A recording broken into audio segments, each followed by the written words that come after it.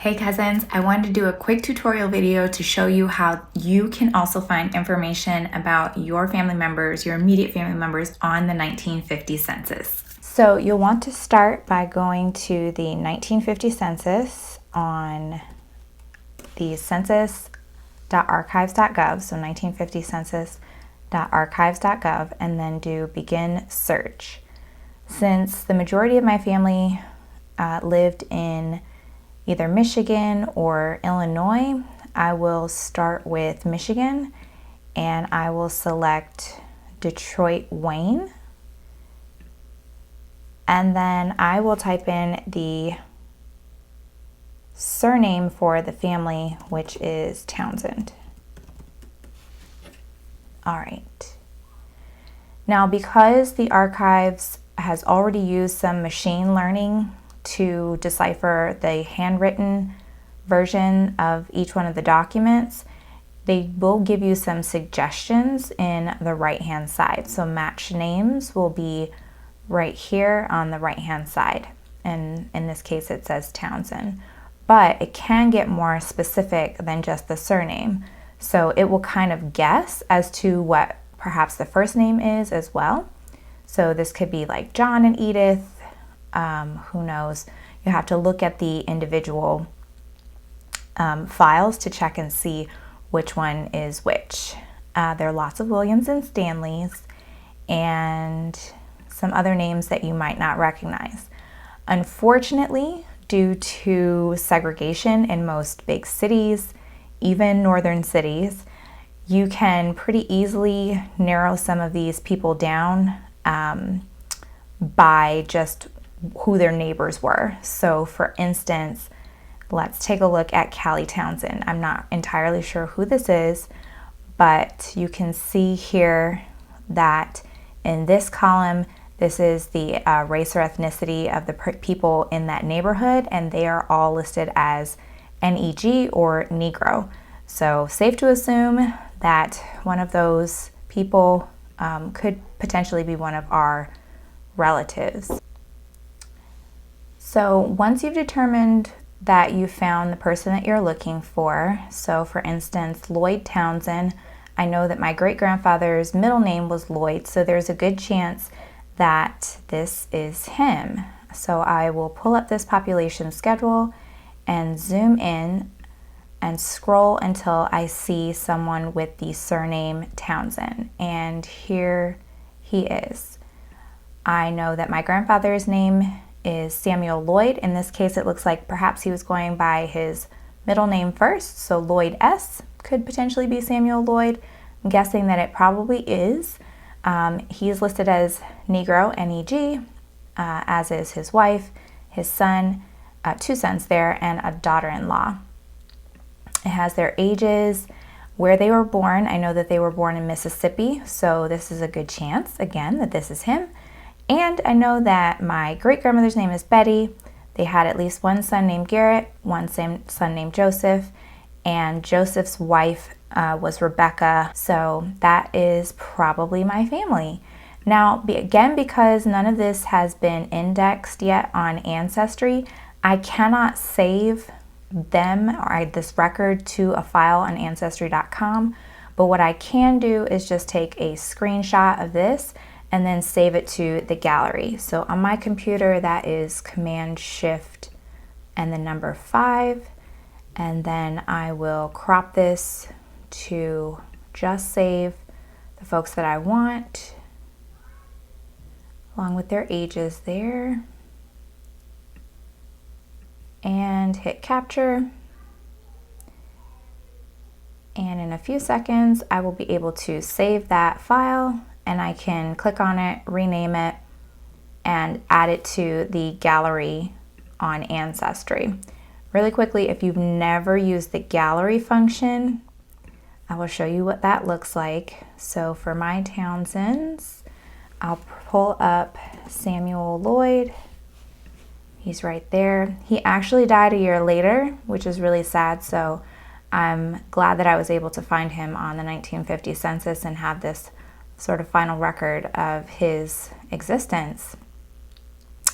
I'll pull up the gallery view and I can add media, upload photos, and then I will upload that screenshot here.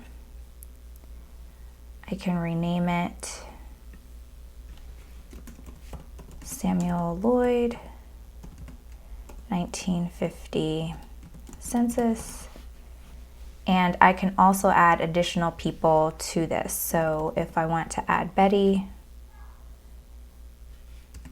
Elizabeth Sperlin is my great grandmother.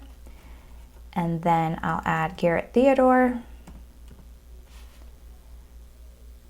That is senior, Garrett Theodore Sr. Joseph,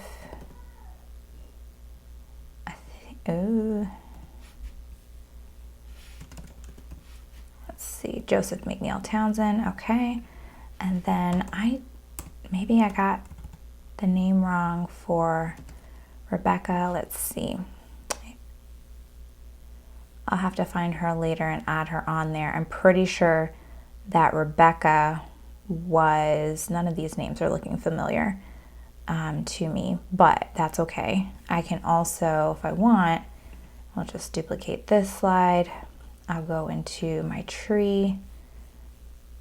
I will search for Joseph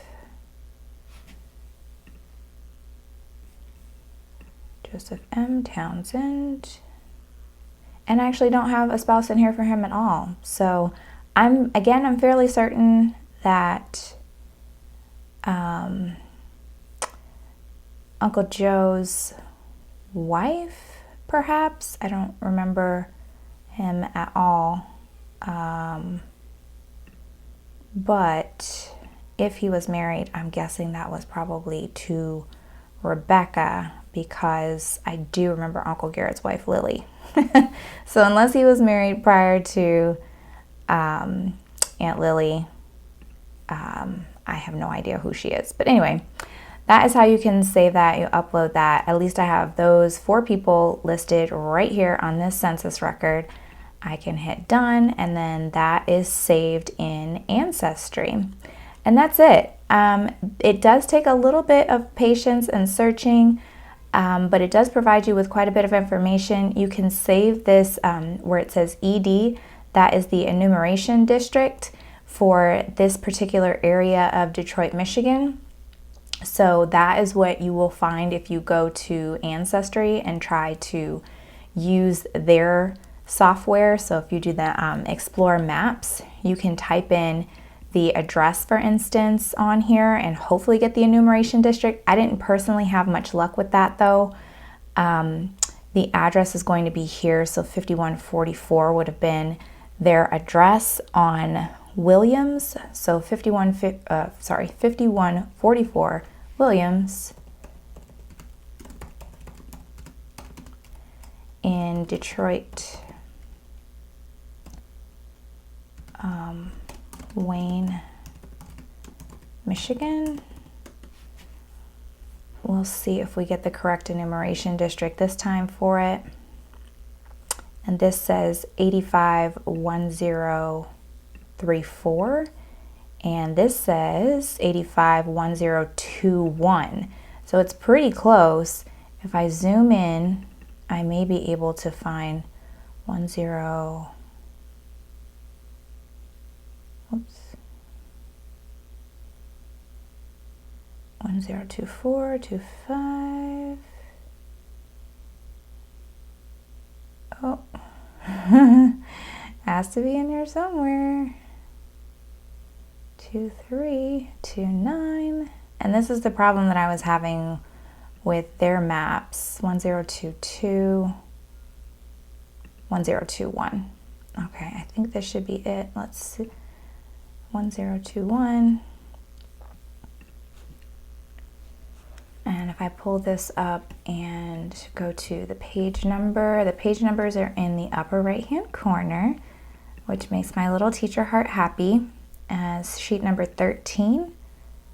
So if I scroll over to sheet number 13, they should be here. If I can find page numbers, that's page 3.